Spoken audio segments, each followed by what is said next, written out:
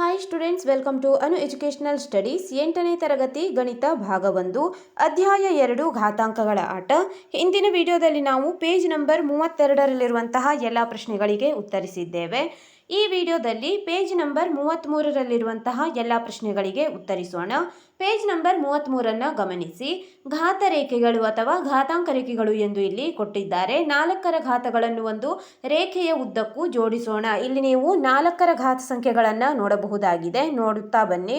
ಇಲ್ಲಿ 4ರ ಘಾತ -2 ಕೆಳಗಿನಿಂದ ನೋಡಿದಾಗ 4ರ ಘಾತ -2, 4ರ ಘಾತ -1, 4ರ ಘಾತ 0 ಈ ರೀತಿಯಾಗಿ 4ರ ಘಾತ 8ರವರೆಗೆ ಇಲ್ಲಿ ಉತ್ತರಗಳನ್ನು ಕೊಟ್ಟಿದ್ದಾರೆ. 4ರ ಘಾತ -2 ಎಂದರೆ 1/16 ಎಂದು ಅರ್ಥ. 4ರ ಘಾತ -1 ಎಂದರೆ 1/4. ಈ ರೀತಿಯಾಗಿ ಇಲ್ಲಿ ಅವುಗಳ ಬೆಲೆಗಳನ್ನು ಕೊಡುತ್ತಾ ಹೋಗಿದ್ದಾರೆ. ನಂತರ ಇಲ್ಲಿ ನೋಡಿ, 4ರ ಘಾತ 5ಅನ್ನು ಇಲ್ಲಿ 3 ರೀತಿಗಳಲ್ಲಿ ಬರೆಯುವುದನ್ನು ತೋರಿಸುತ್ತಿದ್ದಾರೆ. ಮೊದಲನೆಯದಾಗಿ 4ರ ಘಾತ 8 / 4ರ ಘಾತ 3 ಎಂದು ಕೊಟ್ಟಿದ್ದಾರೆ. ಇಲ್ಲಿ ಆಧಾರ ಸಂಖ್ಯೆಗಳು ಒಂದೇ ಆಗಿದ್ದಾಗ ನಾವು ಘಾತ ಸಂಖ್ಯೆಗಳನ್ನು ಮೈನಸ್ ಮಾಡುತ್ತೇವೆ. ಅಂದರೆ 8ರಲ್ಲಿ 3ಅನ್ನು ಕಳೆದಾಗ 5 ಬರುತ್ತದೆ. ಇಲ್ಲಿ ಭಾಗಿಸುವಾಗ ನಾವು ಘಾತ ಸಂಖ್ಯೆಗಳನ್ನು ಕಳೆಯಬೇಕು. ನಂತರ ಎರಡನೇ ಸಂಖ್ಯೆ ನೋಡಿ, 4ರ ಘಾತ 3 ಗುಣಿಸು 4ರ ಘಾತ 2 ಅಂದರೆ ಎ ಘಾತ n ಗುಣಿಸು ಎ ಘಾತ m. ಈ ರೀತಿಯ ನಾವು ಸೂತ್ರವನ್ನು ಉಪಯೋಗಿಸಿದಾಗ ಘಾತ ಸಂಖ್ಯೆಗಳನ್ನು ಕೂಡಿಸಬೇಕಾಗುತ್ತದೆ. ಎ ಘಾತ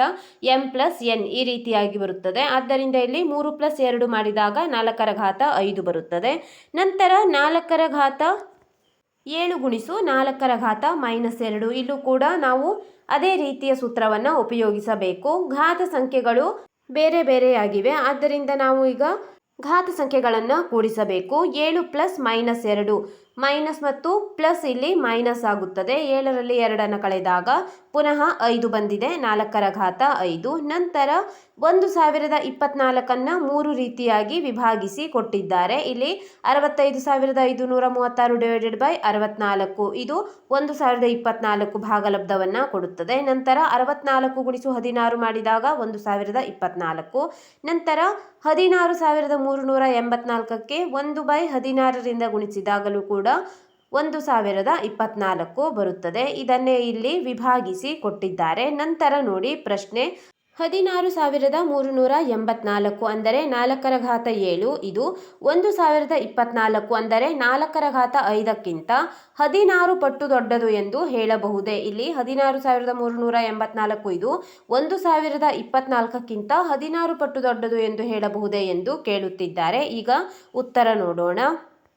ಬರೆಯಿರಿ. ಹೌದು, ಹೇಳಬಹುದು. ಏಕೆಂದರೆ 4ರ ಘಾತ 7 / 4ರ ಘಾತ 5.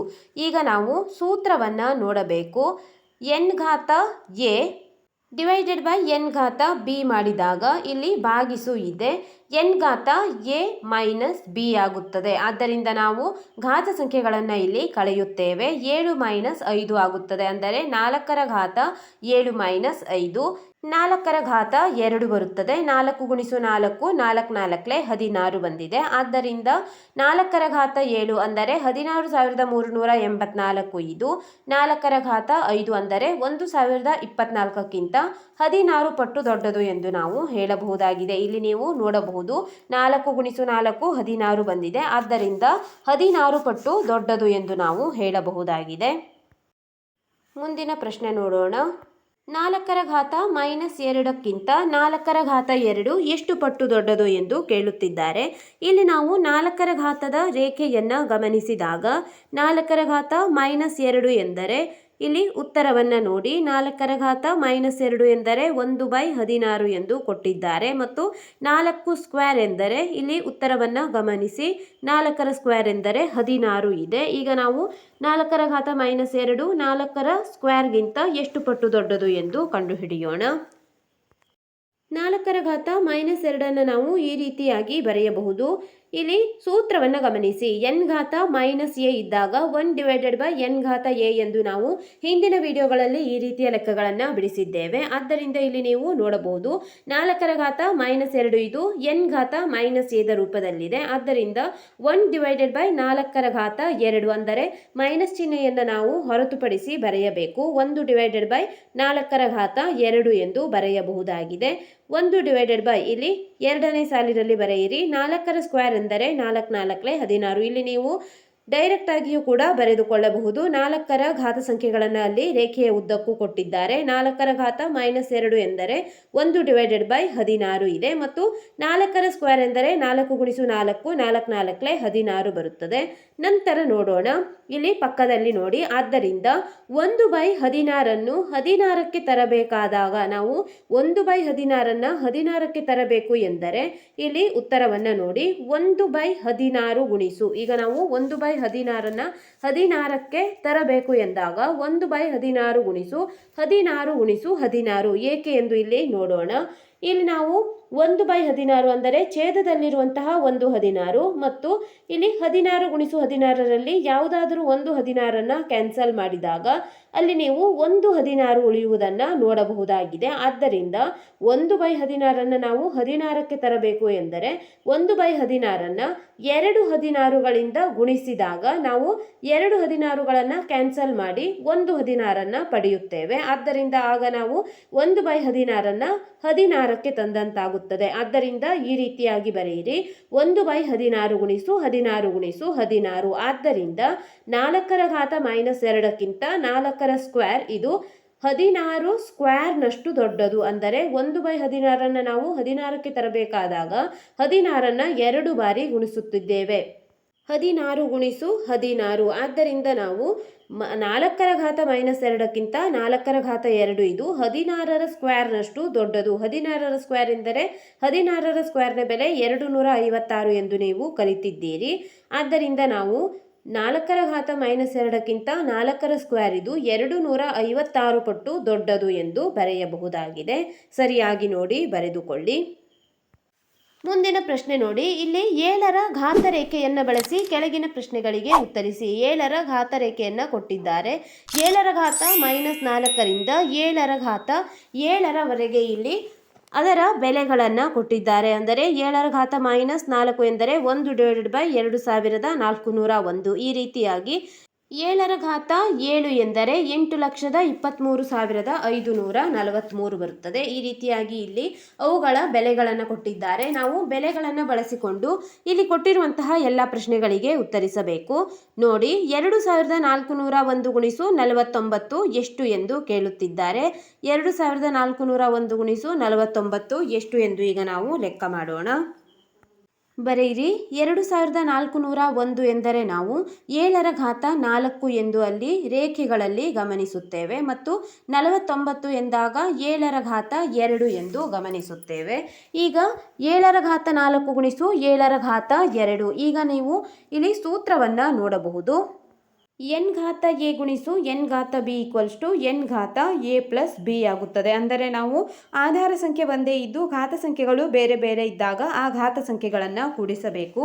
ಆಧಾರ ಸಂಖ್ಯೆ 7 ಹಾಗೆ ಇರಲಿ. ಘಾತ ಸಂಖ್ಯೆಗಳು 4 + 2 ಆಗುತ್ತದೆ. 4 + 2 ಎಂದರೆ 6 ಬಂದಿದೆ. 7ರ ಘಾತ 6 ಎಂದರೆ 7ರ ಘಾತ 6ರ ಬೆಲೆಯನ್ನು ಅಲ್ಲಿ ನೀವು ಸರಳ ರೇಖೆಯಲ್ಲಿ ನೋಡಬಹುದು. 1,17,649 ಎಂದು ಕೊಟ್ಟಿದ್ದಾರೆ. ಇದು 2401 ಗುಣಿಸು 49ರ ಬೆಲೆಯಾಗಿದೆ. ಎರಡನೆಯದಾಗಿ ನೋಡಿ, 49ರ ಕ್ಯೂಬ್ ಎಂದು ಕೊಟ್ಟಿದ್ದಾರೆ. 49 ಎಂದರೆ ನಾವು 7ರ ಸ್ಕ್ವೇರ್ ಎಂದು ತೆಗೆದುಕೊಳ್ಳಬಹುದು. 7ರ ಸ್ಕ್ವೇರ್ನ ಬೆಲೆ 49 ಆಗಿದೆ. 7ರ ಸ್ಕ್ವೇರ್ ಹೋಲ್ ಘಾತ 3 ಅಂದರೆ 49ನ್ನು 7ರ ಸ್ಕ್ವೇರ್ ಎಂದು ತೆಗೆದಿದ್ದೇವೆ. ಆ 3ನ್ನು ನಾವು ಹೋಲ್ ಘಾತದಲ್ಲಿ ಹಾಗೆ ಬರೆಯಬೇಕು. ನಂತರ ನೋಡಿ, 7ರ ಸ್ಕ್ವೇರ್ ಹೋಲ್ ಘಾತ ಕ್ಯೂಬ್ ಇರುವುದನ್ನು ನಾವು ಈ ರೀತಿಯಾಗಿ ಬರೆಯಬಹುದು. ಅಂದರೆ ಇಲ್ಲೂ ಕೂಡ ನೀವು ಒಂದು ಸೂತ್ರವನ್ನು ಗಮನಿಸಬಹುದಾಗಿದೆ. ಇಲ್ಲಿ n ಘಾತ a ಹೋಲ್ ಘಾತ b n ಘಾತ a ಗುಣಿಸು b ಆಗುತ್ತದೆ. ಆದ್ದರಿಂದ ಆಧಾರ ಸಂಖ್ಯೆಯನ್ನು ಹಾಗೆ ಇಟ್ಟು ಘಾತ ಸಂಖ್ಯೆಗಳನ್ನು ನಾವು ಗುಣಿಸಬೇಕು. n ಘಾತ a ಗುಣಿಸು b ಆಗಿದೆ. 2 × 3 6. 7ರ ಘಾತ 6 ಎಂದರೆ ಪುನಃ ನಾವು ಹಿಂದಿನ ಉತ್ತರವನ್ನೇ ಇಲ್ಲಿ ಬರೆಯುತ್ತೇವೆ. 1,17,649. ಮುಂದಿನ ಪ್ರಶ್ನೆ ನೋಡಿ. 343 ಗುಣಿಸು 2,401 ಎಂದು ಕೊಟ್ಟಿದ್ದಾರೆ. 343 ಎಂದರೆ 7ರ ಕ್ಯೂಬ್ ಎಂದು ಸರಳ ರೇಖೆಯಲ್ಲಿ ನೀವು ನೋಡಬಹುದು. ನಂತರ 2,401 ಎಂದರೆ 7ರ ಘಾತ 4 ಆಗಿದೆ. ಈಗ ನಾವು 7ರ ಘಾತ 3 ಗುಣಿಸು 7ರ ಘಾತ 4 ಇಲ್ಲಿ ಉಪಯೋಗಿಸಬಹುದಾದಂತಹ ಸೂತ್ರ ನೋಡಿ. ಎನ್ ಘಾತ ಎ ಗುಣಿಸು ಎನ್ ಘಾತ ಬಿ ಈಕ್ವಲ್ಸ್ ಟು ಎನ್ ಘಾತ ಎ ಪ್ಲಸ್ ಬಿ. ಆಧಾರ ಸಂಖ್ಯೆ ಒಂದೇ ಆಗಿದೆ. ಘಾತ ಸಂಖ್ಯೆಗಳನ್ನು ಈಗ ನಾವು ಕೂಡಿಸಬೇಕು. 7 ಹಾಗೆ ಇರಲಿ. ಇಲ್ಲಿ ಘಾತ ಸಂಖ್ಯೆಗಳು ಎಂದರೆ 3 ಪ್ಲಸ್ 4. 3 ಪ್ಲಸ್ 4 ಎಂದರೆ 7 ಬಂದಿದೆ. 7ರ ಘಾತ 7ರ ಬೆಲೆಯನ್ನು ಬರೆಯಿರಿ. ಇಲ್ಲಿ ನೀವು ಎಲ್ಲ ಉತ್ತರಗಳನ್ನು ಕೂಡ ಆ ಸರಳ ರೇಖೆಯನ್ನು ನೋಡೇ ಬರೆದುಕೊಳ್ಳಬಹುದು. 7ರ ಘಾತ 7 ಎಂದರೆ ಅದರ ಬೆಲೆ 8,23,543 ಆಗಿದೆ. ಮುಂದಿನ ಸಂಖ್ಯೆ ನೋಡಿ, 16,807 ಡಿವೈಡೆಡ್ ಬೈ 49 ಎಂದು ಕೊಟ್ಟಿದ್ದಾರೆ. 16,807 ನಾವು 7ರ ಘಾತ 5 ಎಂದು ತೆಗೆದುಕೊಳ್ಳಬಹುದು. ನಂತರ 49 7ರ ಸ್ಕ್ವೇರ್ ಎಂದು ಇಲ್ಲಿ ಸರಳ ರೇಖೆಯಲ್ಲಿ ತೋರಿಸಿದ್ದಾರೆ. ಈಗ ಸೂತ್ರವನ್ನು ಗಮನಿಸಿ. ಸೂತ್ರ ಎನ್ ಘಾತ ಎ ಡಿವೈಡೆಡ್ ಬೈ ಎನ್ ಘಾತ ಬಿ ಈಕ್ವಲ್ಸ್ ಟು ಎನ್ ಘಾತ ಎ ಮೈನಸ್ ಬಿ. ಆಧಾರ ಸಂಖ್ಯೆ ಒಂದೇ ಆಗಿದ್ದು ಘಾತ ಸಂಖ್ಯೆಗಳು ಬೇರೆ ಬೇರೆಯಾಗಿದ್ದು ಭಾಗಿಸಿದಾಗ ನಾವು ಆ ಎರಡು ಘಾತ ಸಂಖ್ಯೆಗಳನ್ನು ಒಂದರಲ್ಲಿ ಒಂದು ಘಾತ ಸಂಖ್ಯೆಯನ್ನು ಕಳೆಯಬೇಕಾಗುತ್ತದೆ. ಆದ್ದರಿಂದ ಎ ಮೈನಸ್ ಬಿ ಘಾತ ಸಂಖ್ಯೆಗಳನ್ನು ನಾವು ಕಳೆಯಬೇಕು. ಘಾತ ಸಂಖ್ಯೆಗಳು ಎಂದರೆ ಇಲ್ಲಿ 5 ಮತ್ತು 2 ಇದೆ. ಆಧಾರ ಸಂಖ್ಯೆ ಹಾಗೆ ಇರಿಸಿ 7. ಎ ಮೈನಸ್ ಬಿ ಎಂದರೆ 5 ಮೈನಸ್ 2 ಆಗಿದೆ. ಈಕ್ವಲ್ಸ್ ಟು 5ರಲ್ಲಿ 2 ಕಳೆದಾಗ 3 ಉಳಿಯಿತು. ಈಕ್ವಲ್ಸ್ ಟು 7ರ ಘಾತ 3 ಎಂದು ಬರೆದುಕೊಳ್ಳಿ. ಇಲ್ಲಿ ನೀವು 7ರ ಘಾತ 3ರ ಬೆಲೆಯನ್ನು ಎಷ್ಟು ಕೊಟ್ಟಿದ್ದಾರೆ ಎಂದು ನೋಡಿ ಬರೆಯಬಹುದು. ನಂತರ ಮುಂದಿನ ಪ್ರಶ್ನೆ 7 ಡಿವೈಡೆಡ್ ಬೈ 343 ಎಂದು ಕೊಟ್ಟಿದ್ದಾರೆ. 7ನ್ನು 7ರ ಘಾತ 1 ಎಂದು ತೆಗೆದುಕೊಳ್ಳಿ. 7ರ ಘಾತ 1 ಎಂದರೆ 7 ಆಗಿದೆ. ನಂತರ 343 ಎಂದರೆ ಇದು 7ರ ಘಾತ 3 ಆಗಿದೆ. ಇಲ್ಲಿ ನೀವು 7ರ ಘಾತ 3ರ ಬೆಲೆ ಹಿಂದಿನ ಪ್ರಶ್ನೆಯಲ್ಲಿ ಬಂದಿತ್ತು. ಅದರ ಮುಂದೆ 343 ಎಂದು ಬರೆದುಕೊಳ್ಳಬಹುದು. 343ನ್ನು 7ರ ಘಾತ 3 ಎಂದು ತೆಗೆದುಕೊಂಡಿದ್ದೇವೆ. ಇದು ಕೂಡ ಇಲ್ಲಿ ಸೂತ್ರ ಎನ್ ಘಾತ ಎ ಡಿವೈಡೆಡ್ ಬೈ ಎನ್ ಘಾತ ಬಿ ಈಕ್ವಲ್ಸ್ ಟು ಎನ್ ಘಾತ ಎ ಮೈನಸ್ ಬಿ ಇದೇ ಸೂತ್ರವನ್ನು ಹೋಲುತ್ತಿದೆ. ಈಗ ನಾವು ಘಾತ ಸಂಖ್ಯೆಗಳನ್ನು ಕಳೆಯೋಣ. ಮೇಲಿನ ಘಾತ 1, ಎರಡನೇ ಘಾತ 3 ಇದೆ. 1 ಮೈನಸ್ 3. ಈಗ ಮೈನಸ್ 3ರಲ್ಲಿ 1ನ್ನು ನಾವು ಕಳೆಯಬೇಕು. ದೊಡ್ಡ ಸಂಖ್ಯೆಯಲ್ಲಿ ಸಣ್ಣ ಸಂಖ್ಯೆ ಕಳೆದಾಗ 2 ಬಂದಿದೆ. ದೊಡ್ಡ ಸಂಖ್ಯೆ ಚಿಹ್ನೆ ಮೈನಸ್. ಇಲ್ಲಿ 3ರಲ್ಲಿ 1ನ್ನು ಕಳೆದಾಗ 2 ಬಂದಿದೆ. ದೊಡ್ಡ ಸಂಖ್ಯೆ ಚಿಹ್ನೆ ಇಲ್ಲಿ 3ಕ್ಕೆ ಮೈನಸ್ ಇದೆ. ಅದೇ ದೊಡ್ಡ ಸಂಖ್ಯೆ. ಆದ್ದರಿಂದ ದೊಡ್ಡ ಸಂಖ್ಯೆ ಚಿಹ್ನೆಯನ್ನು ಮೈನಸ್ ಎಂದು ಇಡಬೇಕು.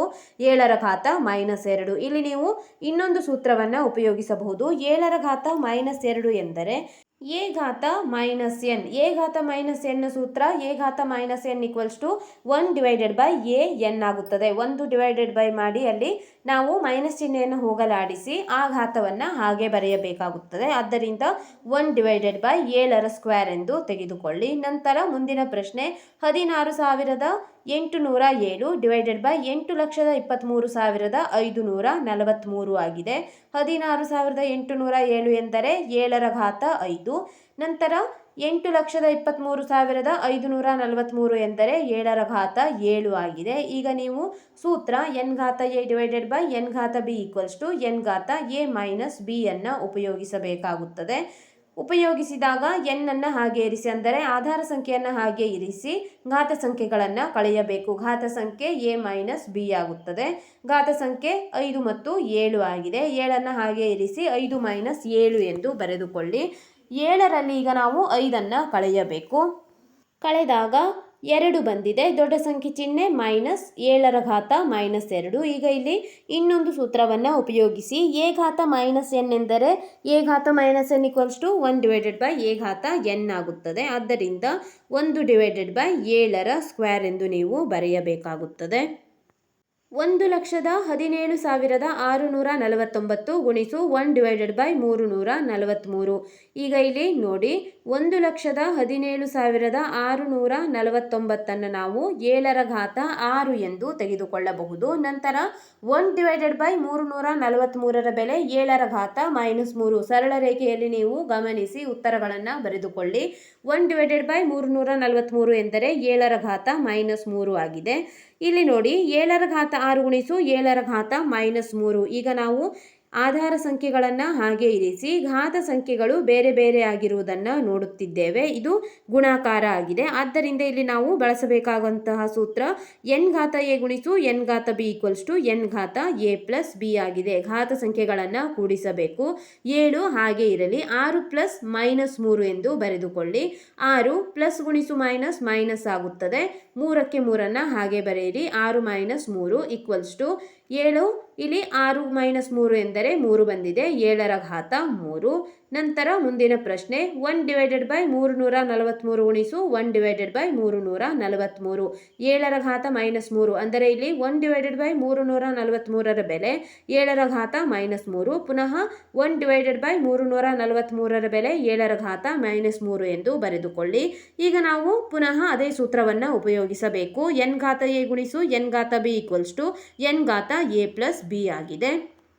ಆದ್ದರಿಂದ ಈಗ ನಾವು ಘಾತ ಸಂಖ್ಯೆಗಳನ್ನು ಕೂಡಿಸೋಣ. -3 + -3 ಎರಡು -3ಗಳನ್ನು ಇಲ್ಲಿ ಕೂಡಿಸಬೇಕು. -3 ಬರೆದುಕೊಳ್ಳಿ. ಪ್ಲಸ್ ಇಂಟು ಮೈನಸ್ -3 -3 ಇಲ್ಲಿ ಎರಡು ಚಿಹ್ನೆಗಳು ಒಂದೇ ಆಗಿದ್ದರಿಂದ ನಾವು ಎರಡು ಸಂಖ್ಯೆಗಳನ್ನು ಕೂಡಿಸಿ ಅದೇ ಚಿಹ್ನೆಯನ್ನು ಇರಿಸಬೇಕು. ಕೂಡಿಸಿದಾಗ 3 + 3 6. ಚಿಹ್ನೆ ಮೈನಸ್ ಇದೆ, ಮೈನಸನ್ನು ಹಾಗೆ ಬರೆದುಕೊಳ್ಳಿ. 7ರ ಘಾತ -6 ಆಗಿದೆ. ಈ ವಿಡಿಯೋದಲ್ಲಿ ನಾವು ಪೇಜ್ ನಂಬರ್ 33ರಲ್ಲಿರುವಂತಹ ಎಲ್ಲ ಪ್ರಶ್ನೆಗಳಿಗೆ ಉತ್ತರಿಸಿದ್ದೇವೆ. ಮುಂದಿನ ವಿಡಿಯೋದಲ್ಲಿ ಪೇಜ್ ನಂಬರ್ 34ರಿಂದ ಮುಂದುಳಿದಂತಹ ಎಲ್ಲ ಪ್ರಶ್ನೆಗಳಿಗೆ ಉತ್ತರಿಸೋಣ. ನಮ್ಮ ಅನು ಎಜುಕೇಷನಲ್ ಸ್ಟಡೀಸ್ನಲ್ಲಿ 8ನೇ ತರಗತಿ ಗಣಿತ ಭಾಗ 1ರ ಎಲ್ಲ ಪಾಠಗಳ ಅಭ್ಯಾಸದ ಪ್ರಶ್ನೋತ್ತರಗಳನ್ನು ಬಿಡಿಸಲಾಗುವುದು. ನೀವು ಎಲ್ಲ ಪಾಠಗಳ ಅಭ್ಯಾಸದ ಪ್ರಶ್ನೋತ್ತರಗಳಿಗಾಗಿ ನಮ್ಮ ಚಾನಲ್ನ ಪ್ಲೇಲಿಸ್ಟ್ 8ನೇ ತರಗತಿ ಗಣಿತ ಭಾಗ 1 ಅಭ್ಯಾಸ ಪ್ರಶ್ನೋತ್ತರಗಳು ಇದನ್ನು ಗಮನಿಸಬಹುದಾಗಿದೆ.